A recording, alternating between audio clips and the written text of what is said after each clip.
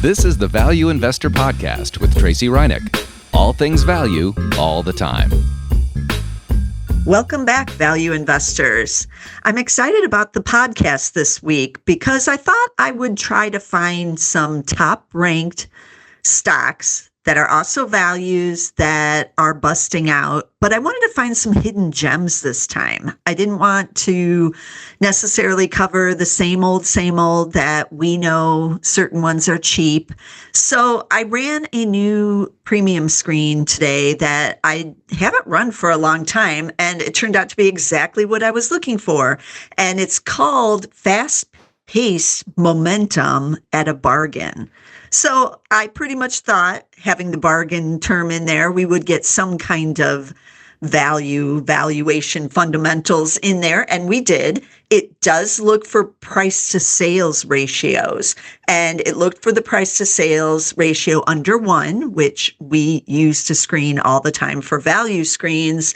And remember, why do we like the price to sales ratio? Because if you're getting one that's under 1, that means we're buying the sales cheaper than what the company is selling them for. So we're getting the sales, let's say it's 0.5 for the price to sales ratio. We're getting the sales for 50 cents when they're really worth $1. So that's what we want to get as a value investor. We want to get those cheap sales. And in this screen, that's deemed a bargain. Then, of course, it looked for the Zacks ranks of number 1s, which are the strong buys, or number 2, which are the buys.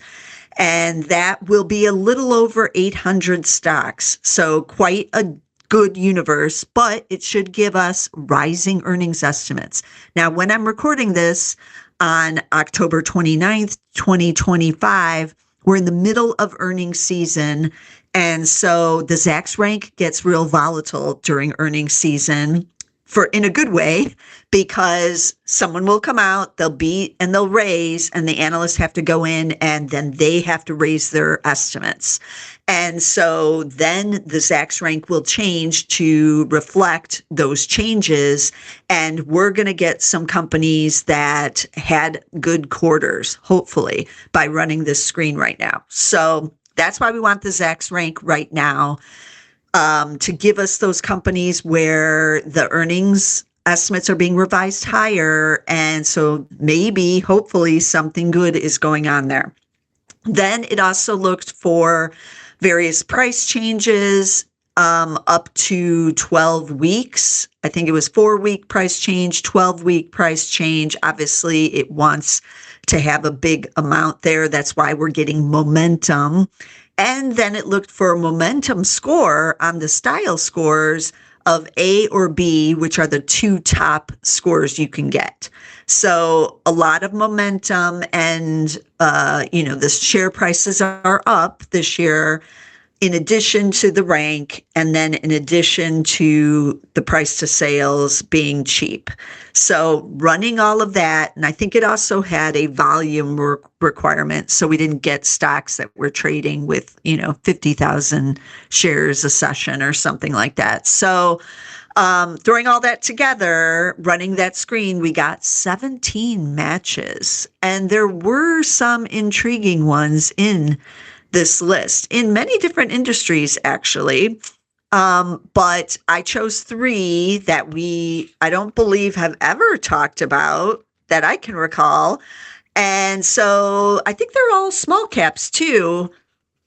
So these are the area where, if you're trying to find some hidden gems, you want them to be cheap, but you want something good to be going on, then you look at the smaller cap stocks, because they're being ignored right now. Everybody's in NVIDIA, the Mag 7s, Palantir, all of those stocks. They're all big mega caps, but there are some hidden gems within the small cap universe. And so I brought them to you on the Market Edge podcast when I have Mark Zinski, the Zacks small cap analyst, on.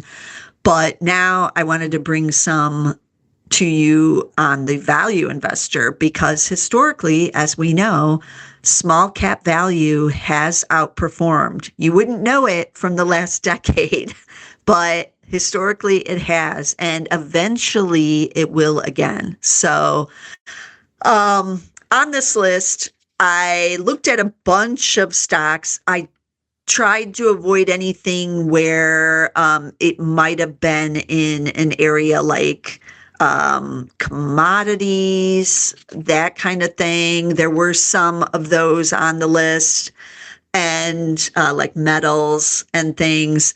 I also took a pass on two of our favorites that we have talked about on the Value Investor portfolio or podcast many times. And those were GM and Delta Airlines. Those were both on the list. They definitely have a high rank and they're cheap right now with momentum, but let's go to some of these hidden gems. Okay, the first one that I took a look at is Enerflex.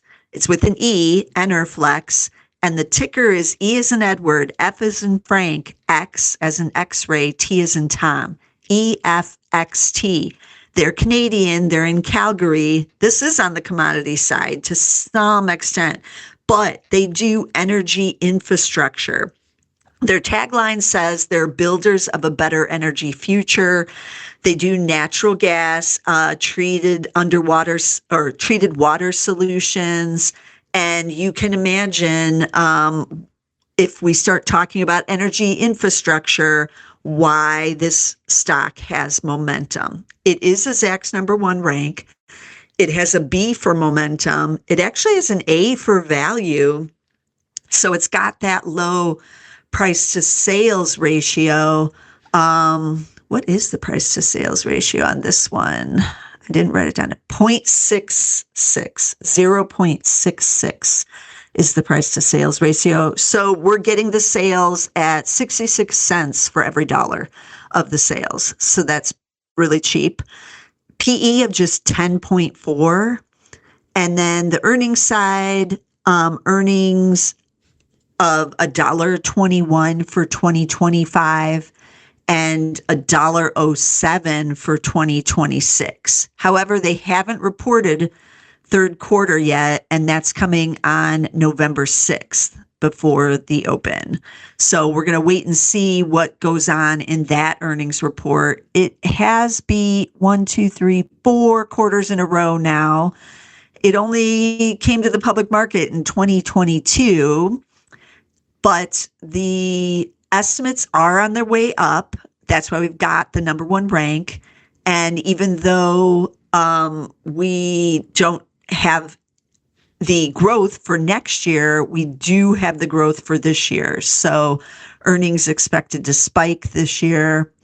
And that is what we want to see, right? Now, I know many of you are probably a little bit leery of doing anything on like natural gas, oil side of things, but with the data centers using just so much energy now, they're going to be using the natural gas as well. So this is a real opportunity for these kind of infrastructure type companies. In the second quarter, they had an engineered systems backlog, which remained steady at $1.2 billion. And their energy infrastructure contract backlog was strong at $1.5 billion. They have a market cap of just $1.5 billion. So this is a small cap, but not like a micro cap. I would say it's on the larger side of the small caps. I do normally do small caps up to about 2 billion or 2.5 billion these days. They do have a dividend of yielding 0.9%, and they are pretty shareholder friendly. Now, the stock is up 27.9% year to date, but over the last year, it has doubled, up 100% in the last year. So that's where the momentum comes in, right? But tune in on this one on November 6th, kind of see what's going on. I'm not sure if all of the traders and investors are piling in just because it's on the energy infrastructure side, and that is what is hot right now, or if the outlook really is that good. But either way, definitely worth keeping on your watch list. So that's Enerflex, ticker EFXT. All right, going on to the second stock, and it is in finance. It's an online financial services company, and it's ENVA International. Ticker E as in Edward, N as in Nancy, V as in Victor, A, ENVA. I almost took a pass on this one when I saw it was like, oh, financial services, those are fine, but not usually super exciting. But that's why you need to take a look at the fundamentals and the chart. This one definitely has momentum. So year to date up 26.7%, 1 year up 39.5%. It is on the bigger side of the small caps, but still under 3 billion at 2.96 billion. No dividend, but it is doing share repurchases in the third quarter, which it already has reported on October 23rd. It repurchased $38 million in the quarter. It is servicing small businesses and consumers who are underserved by traditional banks or other financial institutions. So it's been in business 20 years. And its key is to look at, the credit quality and things like that with this type of financial company. The net charge-off ratio in the third quarter was 8.5%. It does have liquidity, including cash, of $1.2 billion. So that's a nice amount of cash. It uses machine learning models in its business. In the third quarter, revenue was up 16% to $803 million.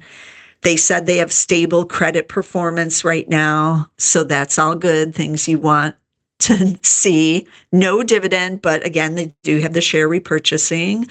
PE of 9.6 on this one. So that's very cheap on a PE basis. And then price to sales is 0.97. So just sneaking in under that one level. But we like it. We're into that. Earnings growth 2025 expected to be up 32.9%. And then 2026, another 15%. Did I mention it's a number 2 buy? It's number 2. Let me look at those detailed estimates. How many do we have? Any analysts? Well, for the earnings, we do have 3 estimates, but we have just one that is raised since the earnings, and they did beat again on earnings by 31 cents this last quarter, the third quarter, or 10.1%. And so the estimates for the upcoming quarter are higher and for the full year. So analysts now expect 12.45. They were at 12.16 before the earnings report. And nobody's raised for next year, however, yet, and that's at $13.98. So some nice revisions for this year, but apparently the analysts are kind of taking a wait and see line for next year. On the sales side, sales expected to be up 18.7% this year and another 15.8% next year. So I'm liking all of this at pretty much a dirt cheap price with the share buybacks going on.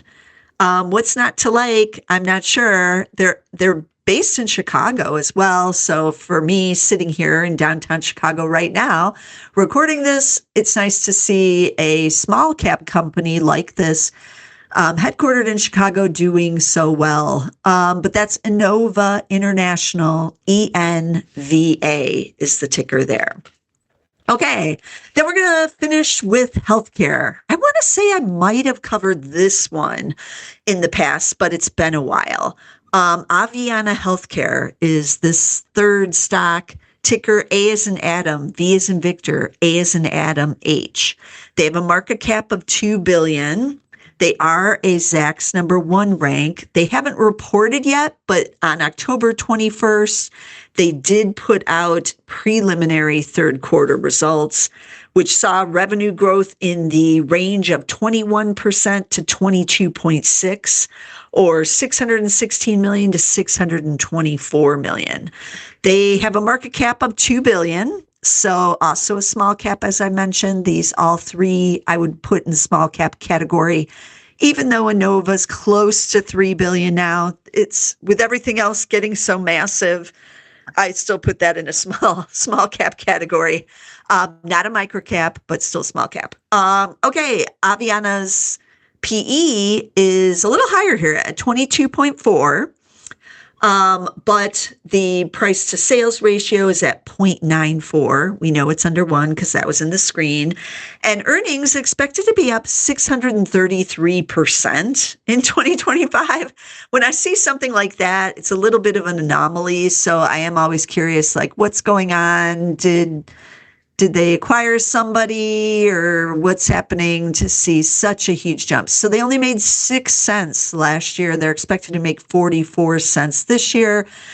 Sales up 14.2. So there's not like some real dramatic sales, but maybe they cut costs somewhere, raise prices. I'm not sure, but their margins, probably improved somehow to get this kind of result.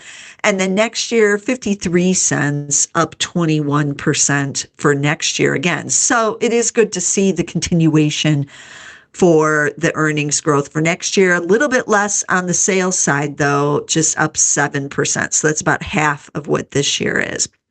It isn't Zacks number one. It's got B for value, A for momentum. So it does have a little bit more stretched PE, but price to sales is where it's at for us. Year to date, shares are up 117%, with 1 year up 102.9. So it's really taken off this year. It is a stock under $10. And I think that's why I remember that maybe we have covered it in the past, because I warned about stocks under $10, right? We all love them, but they are more volatile. And it's right there under $10 at $9.84 right now while I'm recording this podcast. So their actual earnings are out November 6th before the open, but we do have that prelim that they put out there. Also, they are doing a secondary of 10 million shares, which they also announced on the same day they did the prelim. So they were kind of like, hey, we're doing this secondary, but we're also letting you know that our earnings were pretty good. So take from that what you want. They're in Atlanta. And what do they do? What does Aveanna Healthcare do? I didn't even say. They're a national leader in diversified home care, servicing 80,000 patients in 38 states. They do the more difficult medical situations. They do children, adults, the geriatric population. They do the home care. They also do case management. So they coordinate with hospitals, insurers, things like that. And again, they're in 38 states, so quite extensive on the in-home care area. And we know that that area is growing as the baby boomers age, and also just after the pandemic, more people want to do in-home care than go into, some kind of assisted living or senior living type of facility or residence. So this is one to tune in on when they actually do report their earnings on November 6th. But they've got that Zacks number one rank right now because let's see who's in raising, but they raised in the last 60 days, not even since the prelims. So we'll see what else goes on and if the analysts get more bullish. There's just one estimate changed in the last 60 days, but we do have 4 estimates for both this year and next on the earnings. So there's more than one covering this company, hopefully. Okay, that's Aveanna Healthcare, ticker AVAH. So as you can see, if you go and check out some of these charts, they've all been beating the S&P 500 this year, even though these are small caps, so that's not their benchmark, but we all use it as a benchmark. And we're all using it to own those big caps. So these are 3 small caps that definitely have momentum. They're all cheap on a price to sales ratio, and 2 of them even on PE ratio basis. They've all got the top ranks. two of them are number ones. ENVA is a number two, which is the buy. The other two are strong buys. And so something good is going on with the earnings. And some of these earnings reports, at least with ENVA so far, have been solid. So don't miss these smaller cap companies.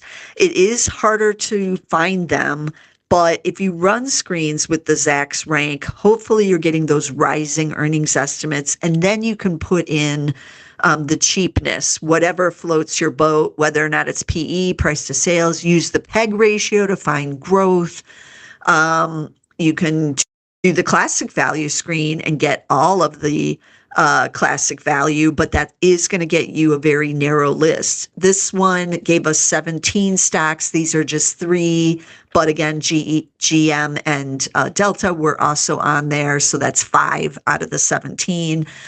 And it is always interesting what you're going to get. And that's why I like using the Zacks rank to try to uncover the hidden gems, because it does tend to find these companies that have something good going on with the earnings, but also, the momentum. The momentum will follow the Zacks rank usually to the upside. And then if you get the Zacks rank of 5, it will follow it to the downside a lot of times. So be sure to use all of your different methods for unearthing these hidden gems. And of course, your best method is just to listen to the Value Investor podcast every week, because I am trying to uncover these stocks so that we can find still some cheap stocks. I know everything is stretched out there on the stock market right now, at least among the bigger cap companies, but this type of screen still shows that there is still some actual true value stocks, cheap bargains that are with sound fundamentals and are not trading at 270 time PEs and the like. So if you're getting frustrated like I am, your favorite stocks are just way too expensive, take a look at some that are not on your watch list right now. Take a look at some of these that, you have to go figure out what they're doing, because you might find some real bargains like I found this week. As always, you should subscribe to our YouTube channel. We have a whole podcast YouTube channel. Subscribe at Zacks Podcast. You'll get the Value Investor Podcast there. You also get the ETF Spotlight with Nina Mishra, and I'm going to be on it this week talking about Warren Buffett and Berkshire Hathaway. So if you're still listening, be sure to get us somewhere, get us on YouTube, and I'll see you again next week with some more stocks. This material is being provided for informational purposes only, and nothing herein constitutes investment, legal, accounting, or tax advice, or a recommendation to buy, sell, or hold a security. Do not act or rely upon the information and advice given in this podcast without seeking the services of competent and professional legal, tax, or accounting counsel. Publication and distribution of this podcast is not intended to create, and the information contained herein does not constitute an attorney-client relationship. No recommendation or advice is being given as to whether any investment or strategy is suitable for a particular investor. It should not be assumed that any investments in securities, companies, sectors, or markets identified and described were or will be profitable. All information is current as of the date herein and is subject to change without notice. Any views or opinions expressed may not reflect those of Zacks Investment Research as a whole.